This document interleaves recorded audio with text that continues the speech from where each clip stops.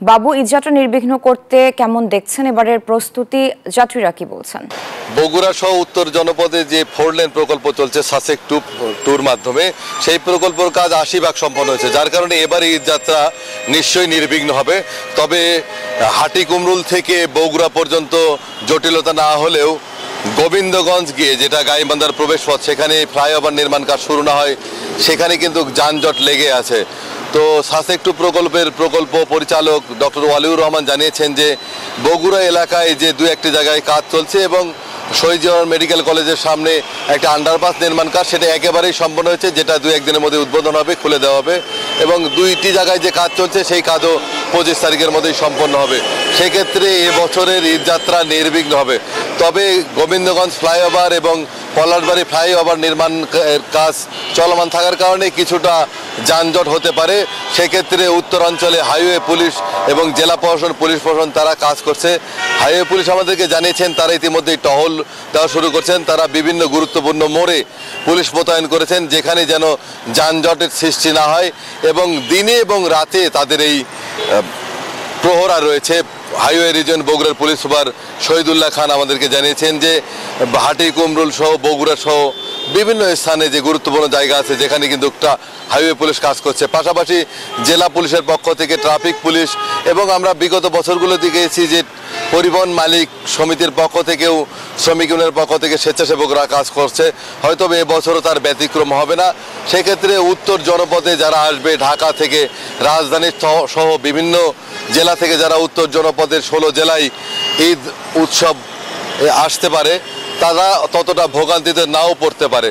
তো সব মিলিয়ে বগুড়া সহ উত্তর জনপদে যেন নির্বিঘ্নে যাত্রীরা চলাচল করতে পারে, সে ব্যাপারে প্রস্তুত রয়েছে জেলা প্রশাসন, পুলিশ প্রশাসন, হাইওয়ে পুলিশ সহ মোটর মালিক শ্রমিক ইউনিয়নের নেতৃবৃন্দ।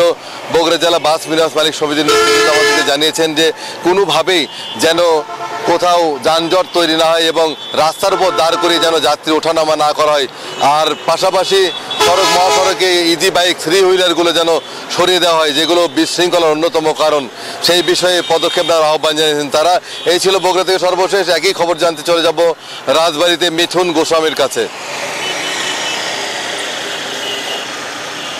বাবু, আপনি বগুড়া থেকে যেমনটি জানাচ্ছিলেন, ঠিক একই চিত্র কিন্তু রাজবাড়ীতে। ঈদকে কেন্দ্র করে কিন্তু এই রাজবাড়ী জেলার উপর দিয়ে প্রায় 21 জেলার মানুষ যাতায়াত করে থাকে। এই দেশের যে অন্যতম নৌরুট দৌলতদিয়া পাটুরিয়া, এই পাটুরিয়া ঘাটে প্রতি ঈদ আসলেই কিন্তু এক ধরনের ভোগান্তি হয়ে থাকে। তবে কিন্তু এবছর আগাম কিন্তু সতর্ক হয়েছে এই ঘাট কর্তৃপক্ষ। তারা কিন্তু বলেছেন যে এবার যাতে ঈদ যাত্রা নির্বিঘ্ন হয়, যাত্রীরা খুব স্বাচ্ছন্দ্যে ঘরে ফিরতে পারে, তার কারণে কিন্তু তারা এই রুটে 17টি ফেরি চালু রাখবে।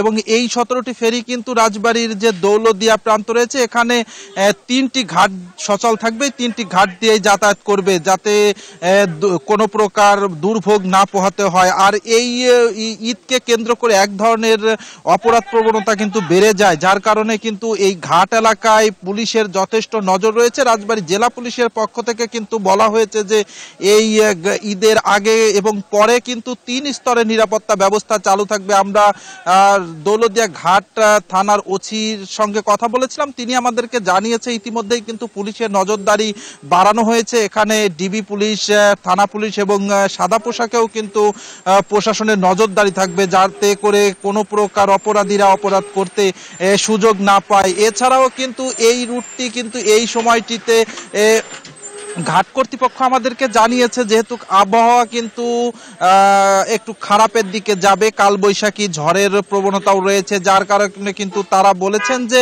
যাতে এই বিষয়গুলোও কিন্তু তারা মাথায় রেখেছে, যার কারণে লঞ্চ এবং ফেরি দুটিই চালু থাকবে। বিশেষ করে ঝড় বা বাতাসের সময় কিন্তু লঞ্চে যাত্রীরা যেতে একটু অনীহা প্রকাশ করবে, যার কারণে কিন্তু ফেরিতে চাপ পড়বে। তারা বলে ম্যানেজার রয়েছেন সালাউদ্দিন, তিনি আমাদেরকে নিশ্চিত করেছেন এবছরের ঈদকে স্বাচ্ছন্দ্য করতে তারা যথেষ্ট বদ্ধপরিকর। এতটুকুই ছিল আমার কাছে রাজবাড়ী থেকে ঈদ যাত্রার অগ্রিম তথ্য।